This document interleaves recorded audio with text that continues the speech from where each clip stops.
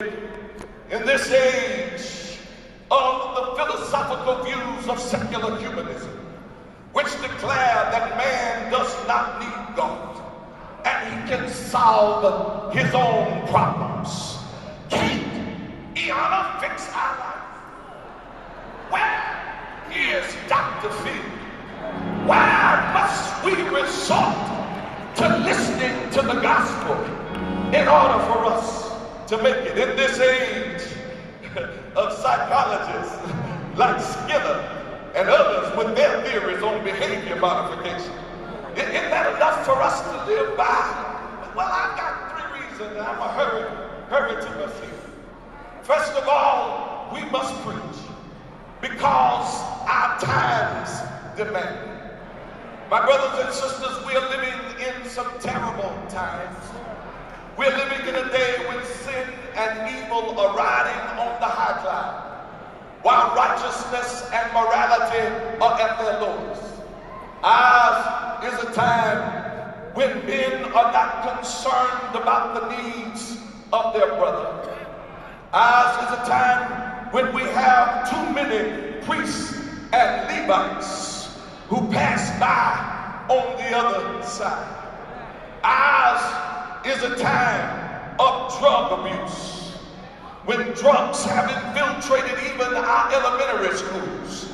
Therefore, I came to St. Louis to declare that preaching is in order. Ours is a time of babies having babies. I said preaching is in order. Ours is a time when if a poor boy steals a bicycle, he goes to prison. But if a rich boy shoots a president, he goes to a nursing home. I said preaching is in order. Therefore, we must preach because our times demand it. But not only must we preach because our times demand it, but we must preach because man can only be saved through the preaching of the gospel. No, you are not saved by your works.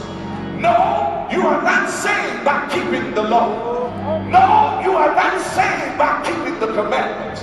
For it is by grace, through faith are we saved, and not of works, lest any man should boast. God sent his word through the preacher. Had he sent it only by radio, you may not have been listening. Had he sent it only by television, you may not have been watching. Had he sent it only by newspaper, you may not have read it. But he sent his word through the preacher. Thus I hear Paul saying unto them, how then shall they call on him in whom they have not believed? And how can they believe in him in whom they have not heard?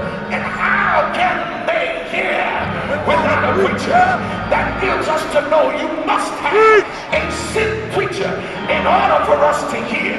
You must hear in order for us to believe.